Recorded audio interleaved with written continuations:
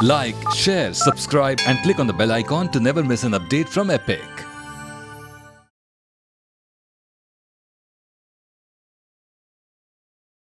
Ibn Battuta Morocco से दिल्ली आकर मोहम्मद बिन तुगलक के दरबार में जज बन गए। शुरू में तो तुगलक से उनकी बहुत अच्छी बनी, लेकिन धीरे धीरे तुगलक का पागलपन सामने आने लगा। आखिर में हालात ये थे कि इब्न बतूता भी तुगलक की हिट लिस्ट में आ गए थे और उन्हें सलाखों के पीछे डाल दिया गया था। कैसे वो तुगलक से जान बचा पाए? दिल्ली से बचकर वो दक्षिण के कौन से साम्राज्य गए और कौन सा अद्भुत पेड़ उन्हें धार्मिक एकता के बारे में सिखा गया? आइए जानते हैं ये सब आज के एपिसोड में ऑन एपिक एक्सप्लोरर्स।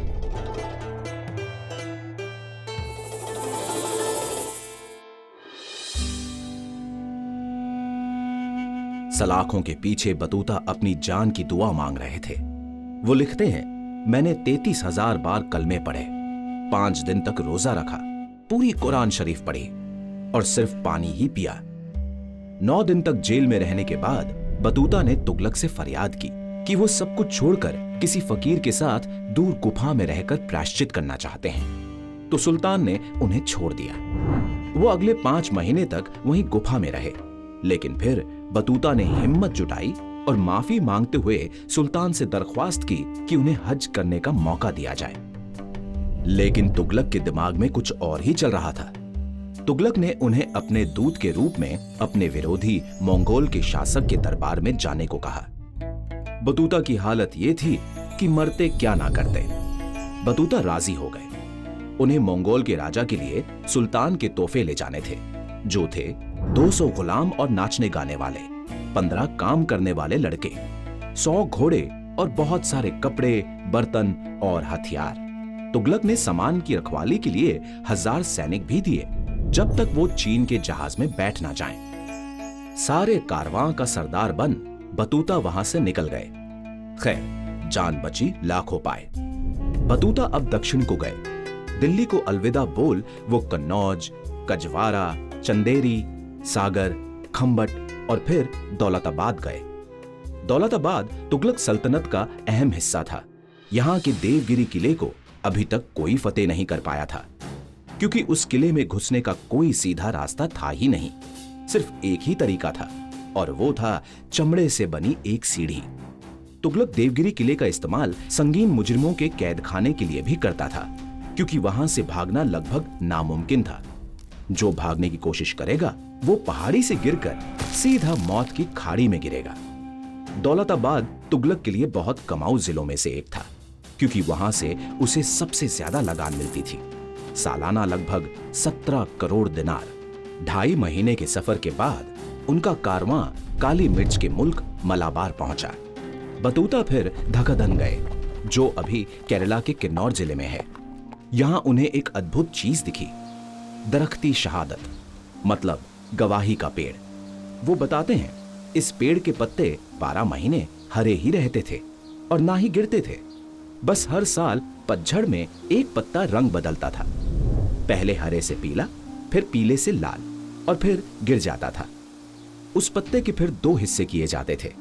एक हिस्सा हिंदुओं को जाता था और दूसरा हिस्सा मुसलमानों को। मुसलमान उस पत्ते को अपनी हिफाजत के लिए रखते थे, ताकि उन्हें बीमारियों से निजात मिल सके, और दूसरा हिस्सा हिंदू राजा को जाता था, जो उसे आशीर्वाद के रूप में अपने खजानों के साथ रखता था। यह किस्सा उस समय की धार्मिक एकता की अच्छी मिसाल है। वहां से पट्टन और फंदरैना क्रॉस करके बतूता कालीकट के बंदरगाह गए। वहां जामोरिनो ने उनका जोर शोर से स्वागत किया। जामोरिनो कालीकट के शासक थे। बतूता उनकी गुरिल्ला युद्ध कुशलता से बहुत प्रभावित हुए। वो बताते हैं कि जामोरिनो सिर्फ 50,000 सैनिक और छोटी सी जल सेना से कालीकट को सुरक्षित रखते थे, और उनके ही काल में कालीकट एक छोटे से पोर्ट से एक बड़ा इंटरनेशनल ट्रेडिंग पॉइंट बन गया था। इब्न बतूता उन बहुत कम ट्रैवलर्स में से हैं जिन्होंने जामोरिनो साम्राज्य के बारे में भी लिखा है। बतूता अगले 3 महीने कालीकट में ही इंतजार करते रहे, क्योंकि सिर्फ एक मौसम में ही जहाज चीन जा सकते थे। फिर जब सही मौसम बना, वो जहाजों से निकले तो, लेकिन उनका कारवां अरब महासागर में एक खतरनाक तूफान में फंस गया। एक जहाज तो पूरा ही बर्बाद हो गया। दूसरा जहाज जिसमें वो खुद थे वो बहकर किनारे आ गया और तीसरे का तो कुछ अता पता ही नहीं था। बतूता कालीकट में साहिल पे खड़े तीसरे जहाज का इंतजार करते रहे, लेकिन वो नहीं आया। यहाँ कोई सयानापन काम नहीं आया। बतूता अब अकेले और बिल्कुल कंगाल थे। उनका कारवां, उनकी दौलत, वो तुगलक के तोहफे सब चले गए। बस एक चीज बची थी, उनकी जान। और जान है तो जहान है।